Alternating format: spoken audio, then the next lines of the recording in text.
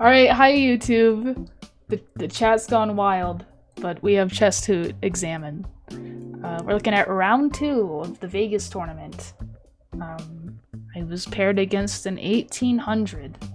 This was the morning. This was Friday morning, Friday afternoon. This was after the streamer event.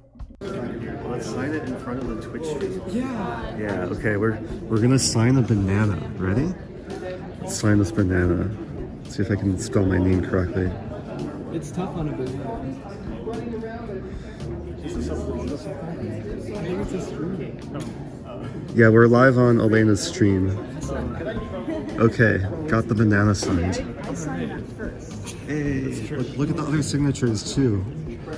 It's gonna be sold on eBay for millions of dollars. That was weird. But, okay, so D4, normal. Knight F6. Alright. I don't think I was able to find her chess.com, so I didn't really know. I didn't really prep anything. So C4, and I was like, I don't know, E6, G6, fine, whatever. And then she played Knight C6, and this was the first time I had ever seen this move order in chess, I think. But, I mean, for definitely the first time I've ever faced this. This is called the Two Knights Tango, or the Mexican defense, but I didn't know that. And she kind of like slammed that shit down. So I had a moment of panic, like deciding what to do. I considered D5 for quite a long time, and I kind of just came to the conclusion that it's probably a theoretical line that she knows and I don't. And this is probably a lot of chess here.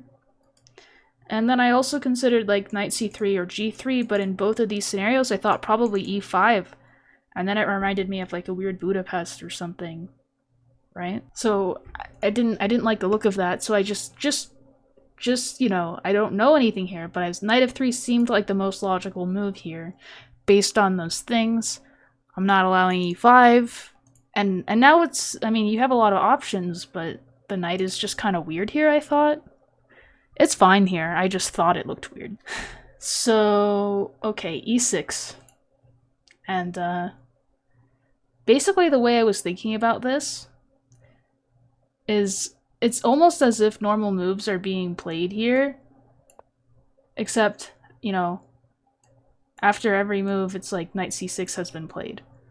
You know what I mean? It's like, this is all normal, and every move she plays, it's a normal position, except Knight C6 was played in my head most recently. That's the way I was thinking about it, and I was trying to think about the most unconventional time to play a move like Knight C6.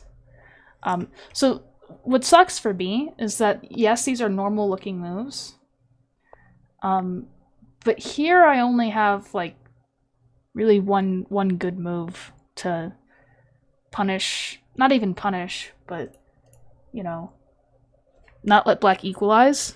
And I usually, when I don't know what to do, I just, like, if castling is possible, I just do that. Like, it's really hardly ever castles is a bad move. Here, I wouldn't say castles is bad, but there's a better move. Knight c3 is fine, although I don't know if I want my knight on c3 or d2, so I don't really want to commit my knight yet. Queen a4 is the best move here, which I did consider. I mean, it kind of makes sense with the knight here, because like queen c2 would be normal, except for the fact that it hangs a pawn, because the knight is already here, which is weird. But queen a4, I'm still attacking the pawn, but now this is pinned, and after bishop d7, the queen takes c4. I'm doing fine. My position is just good. Now I can castle and figure out what to do with my queenside pieces. Queen a4 to stop rook b8, b5. Yes, this is something I didn't realize, because I was trying not to get into serious time pressure for no reason.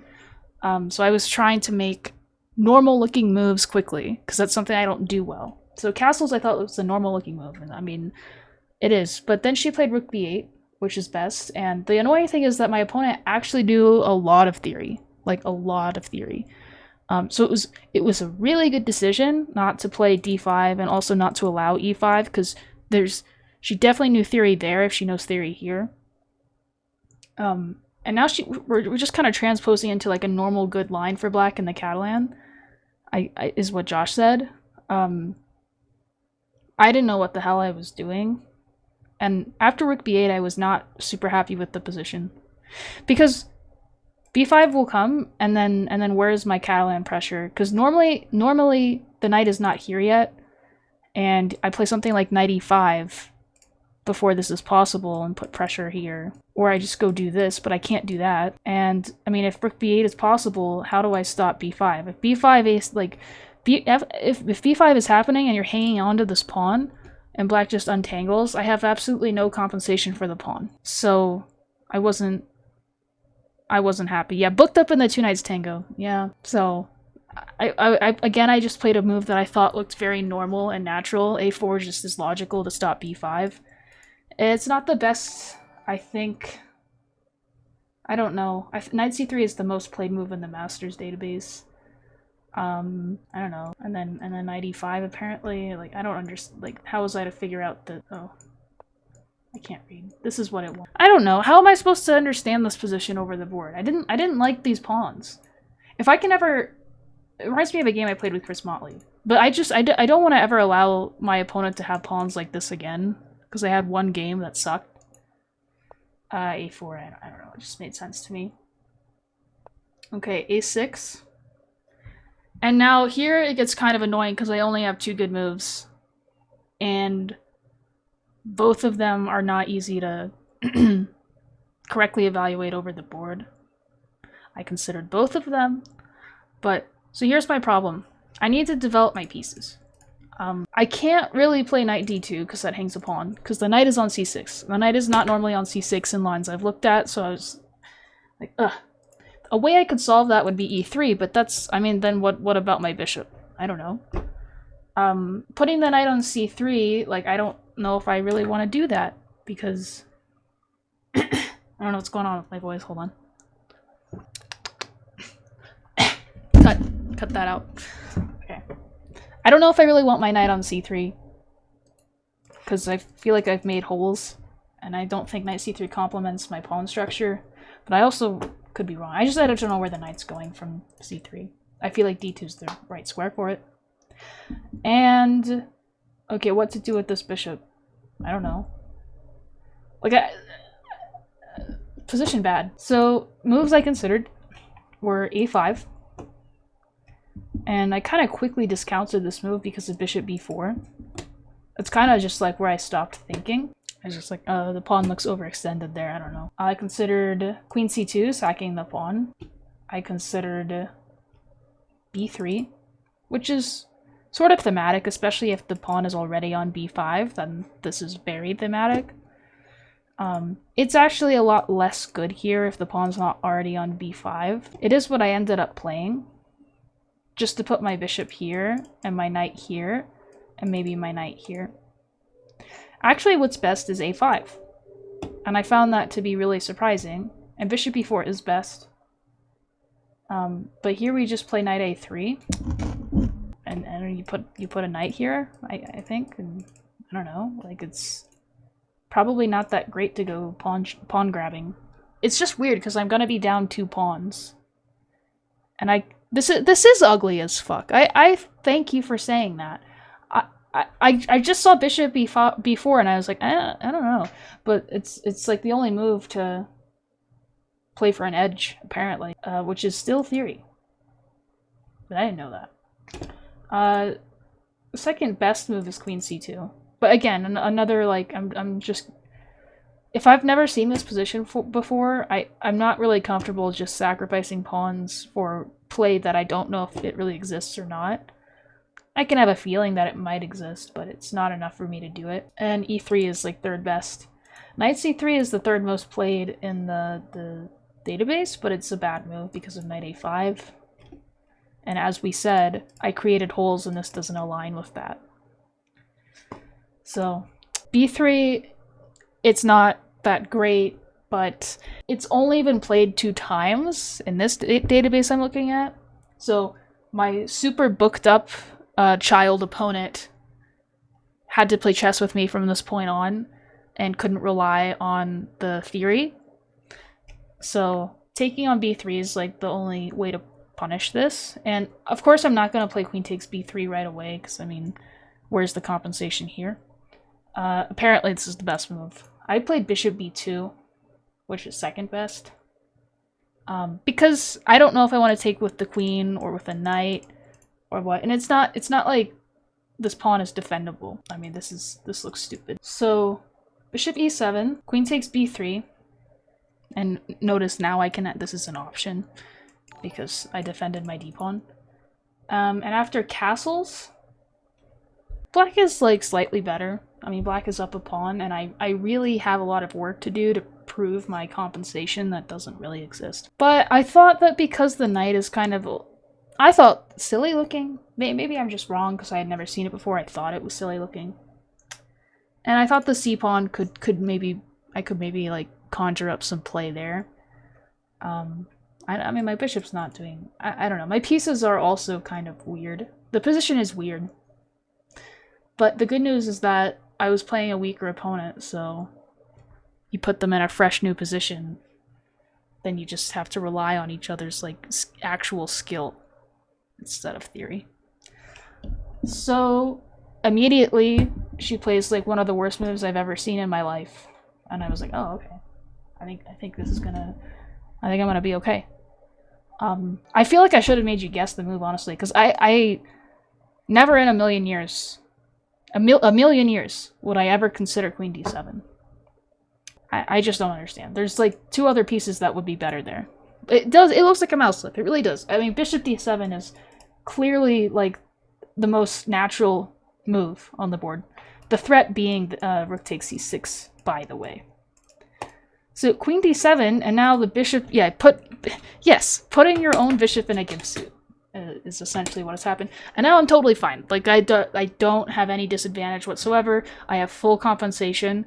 She had to make one move by herself, and the position has fallen apart. So, that's what happens. So knight d2 is best. And now we're doing this plan. Because this is another reason the queen is just weird on d7. I wanted to put a knight on e5 anyway, and it just makes it better. So what was the point? I have no idea. And now b6. So if you're like a chess player, the first move you consider is rook takes c6 here. And you can tell that I did some real considering because I thought for 22 minutes in this position. This was my longest think of the game. So I think this is a good point to stop and say, taking on c6, yes or no? What do we think? Pros and cons. Is there a better move? I thought for 22 minutes and I played the best move. So Twitch Alias says no, he thinks it's bullshit. Someone says yes. Rook takes c6, queen takes c6, and the bishop and the queen are better now. Rook takes c6, queen takes c6, knight e5 is the point, Shizi Gazebo. And my point is that your light squares are totally fucked and your queen is stupid. Because you have to play, like, I don't know. I mean, it's for you to decide, but 5 beans for 3 beans is a no-go. You would think for 22 seconds and take it. Yeah, I don't know how to really explain it to people who don't think it's enticing. I think you just need to look at more games to understand why people would try and take on c6. So,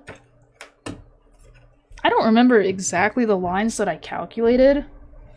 I don't know why I thought for 22 minutes. I mean, I guess I really, really wanted it to work, but it just doesn't. It's reasonable, and by reasonable I mean white is only like -1, but the problem, okay, so this is really enticing because queen e8 is like the only move. And then we can put something on c6, like maybe a knight. And this just looks very cool. But I think what really bothered me here is that after bishop b7, what do I do? I mean, if I just take on b8, okay, I'm not down an exchange anymore, but I'm just down a pawn, and I don't have any compensation. So at the very least, there's bishop b7. There might be something even stronger, but you can just give the exchange back. And then white is just much worse here. Bishop c6 looks intimidating. But then just queen d8. Isn't that fucking annoying? And then what is my threat? I'm just bishop b7 or next, maybe bishop d7? And just trade my light squared bishop and then I lose. And it's really annoying. That's right. What Josh said. Let me give that a pin. So I correctly evaluated all this shit and was like, okay, fine. Let's just play knight c4, which is best. Go me. This is the only move that keeps an advantage. Actually, any other move and white is worse. It's not like it's hard to understand why this move is good. I don't know, the e5 square and light squares, once again. C-file, etc., etc. Queen stupid. So bishop b7, the only logical move on the board. And then here I made my boo-boo. And you'll notice that I made a boo-boo right after I thought for 20 minutes. So I was probably a little bit tired and kind of fucked up in the head. And a little sad, too, honestly, that I couldn't get it to work. I want to know how long I thought on this move. I thought for 1 minute here. So during my calculations here, when I did my thinking ahead of time, obviously. Like, not all of the time was spent on rook takes c6. Probably, you know, at least 5 minutes was spent on knight c4, and bishop e7 is the only logical response. So then in that position, I was like, okay, I put a knight on e5, takes, queen e8, knight c6, and I win the bishop pair, because I'm forking the rook and the bishop, and I either win the dark squared bishop or the light squared bishop. I don't really care, I get the bishop pair. No, I win the light squared bishop because he can't move his, or she can't move her rook away because I take with check and then take the bishop. So I just kind of looked at that and I was like, all right. And then I just put my knight here. But what never ever occurred to me is the fact that you don't have to take. You don't have to take me. And in fact, because of this reason, she just went queen e8 and my position is stupid again. I have to use this knight to open up my bishop immediately, but because I don't know, I was having a skill issue, I just kind of only considered that she would take and then queen e8, and this I correctly evaluated. I mean, if takes, queen e8, knight c6, I win the bishop pair and white is just much better. But when I used this knight, queen e8 right away, and there was no threat, and now my position is again like, it's fine, but I have absolutely no advantage now, and I have to, again, try and prove compensation. This move, queen e8, is not possible because of this shit, and then this shit, and then, like, I don't know, this, and I take here. Or knight c6. Knight c6 is stronger. Is it? I don't know. At the least, I have rook takes c7, at the very least. This position is fantastic. But this is the one move I thought for only 1 minute on, and I played the inferior move, and she went queen e8, and now I'm just like absolutely frustrated to my core. And again, I have to play accurately to not be worse. Thanks for the 33 months. Wait, tier 3 for 33 months. Holy shit, did you do that on purpose? Platinum blonde, wow. Tier 3. How much of chess is not chess skills? Yeah, that's true. Hello, Tagbon. No, I'm always happy about chess, except for when I'm sad. Alright, so now what the fuck do I do? Because the bishop is developed, and usually if they can, in most d4 openings, if you know, the queenside bishop is the problem for both sides. And if black is able to fix their light squared bishop and develop it nicely, they usually don't have any problems. And that's happened. So I've kind of failed at my job. So what to do? How to compensate? I considered playing rook takes c6 here, by the way. And it's actually not that bad. What I ended up playing was better. But, and again, we're doing this. But without a rook on c1, I didn't see, like, I just wasn't so impressed with this. h4? I don't know. I mean, maybe it's not bad. It doesn't have a whole lot to do with the position. I played knight takes c6, which is best. Bishop takes c6 and just simply queen c4. And I'm like, I'm kind of pissed off because I didn't see a way to get compensation for the pawn. I don't think there is one, really. I think that all that I can do now is just win the pawn back and just have a annoyingly equal position, where it sort of feels like black has more winning chances in an endgame because you know, you can create a passed pawn. It was just the general vibe I had. And my bishop is not, I don't know, maybe I can trade it off. I don't know. As compensation for a pawn, you get a pawn. Yes, that my compensation for the pawn is a pawn, so. And then, you know, the weirdest thing, my opponent really wasn't thinking very long on any of these moves. She thought for 10 minutes on bishop b7. Which is just weird, because, like, relative to the times she spent on every other move was, like, an insane amount of time. I don't know what she was considering. I mean, there's this, but they kind of all end up in a similar fashion. I'm just taking on c7. So, okay, queen takes c7, knight d5, queen c2. Queen c4 is probably also okay. I didn't see, like, a big difference. I think maybe the reason I opted for queen c2 over queen c4 is, like, playing hope chess that eventually knight g5 will be something, and even though it never will. It never will. But, you know, just hope chess. And then my opponent played a5, which at first I was like, I don't know how I feel about this move. I couldn't figure out if I really liked it or if I thought it looked weird, and I think I'm indifferent to it. I think it's a good move. I'm pretty sure it's a good move. Just I don't know, preparing to put a piece here. I don't know. Maybe doing this. Like, I don't know. Maybe doing this. I don't know. I think it's good. I'm pretty sure it's good. It seems good. But I also don't know. Yeah, I kind of like it. That's a good way to describe it. I kind of like it. I kind of like it.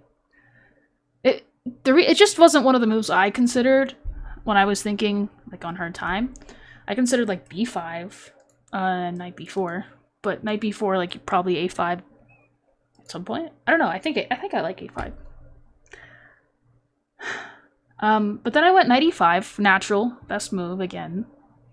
And my opponent played another little kid move.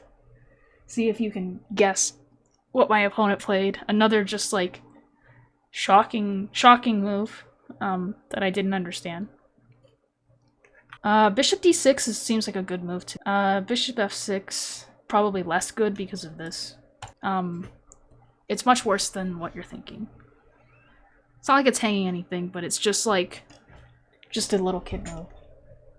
So usually when I say little kid move, I mean an aimless pawn push. Just pushing a pawn for no reason. Just making a weakness just for the hell of it.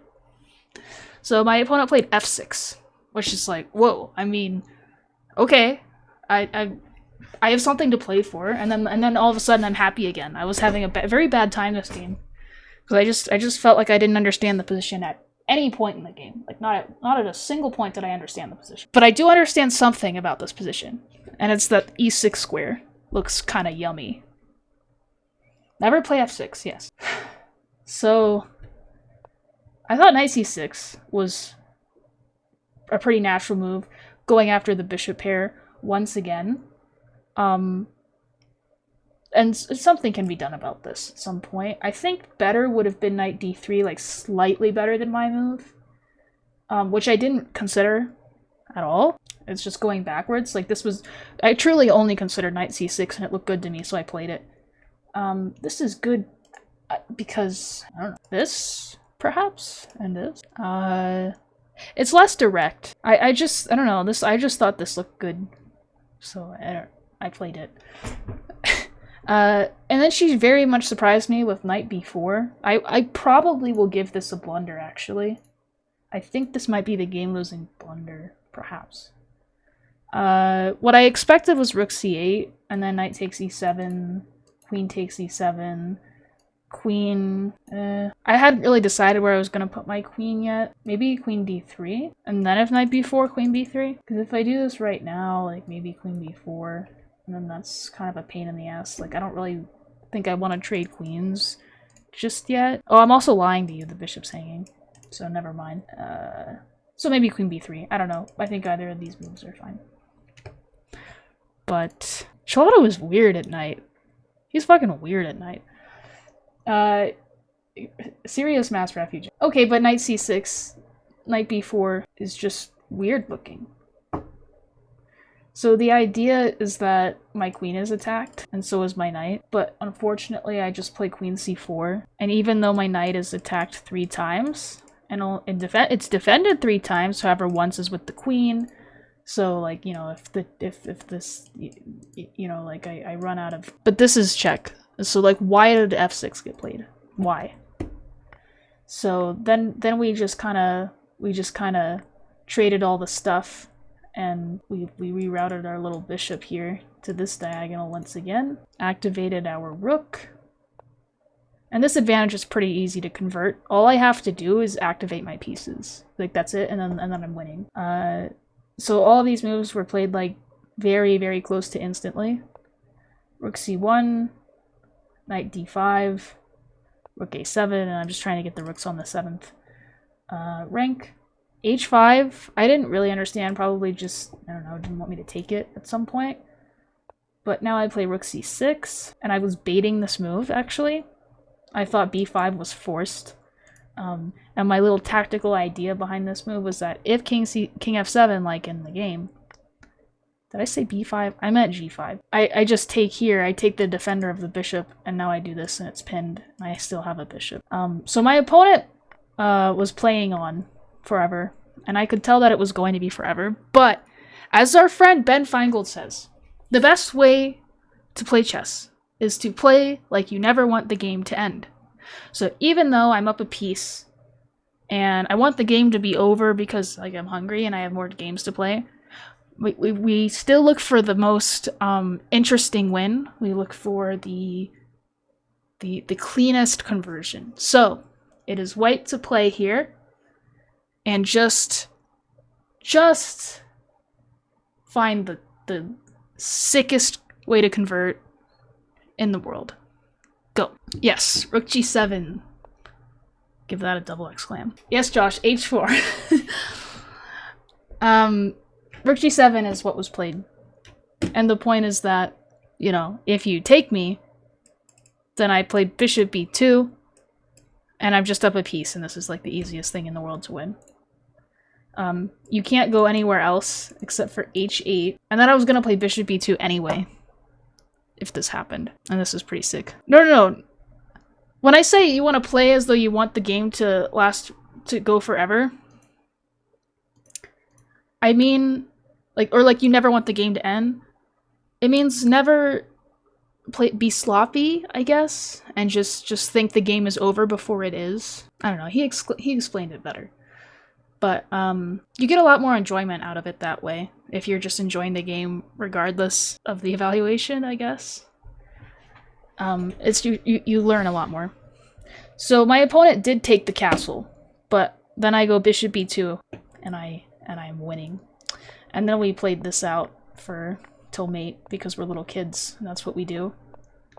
I was the white pieces, and I played all this instantly. I considered promoting to like a bunch of bishops or something, but I decided I didn't want to, because I wanted to go eat food and be done. But yeah, I liked rook g7 a lot. That made me happy. So, in conclusion, I don't know what I learned from that game. I think I learned... Well, I learned that this isn't really very good if b5 isn't already in. That's something that... Like, I understood it's better if b5 is already in. I think it's still interesting here. But, yeah, without the pawns being, like, more extended, it's, like, harder. It's harder to justify sacking 2 pawns, I think. And then also I learned that, it matters what horse you put on the square.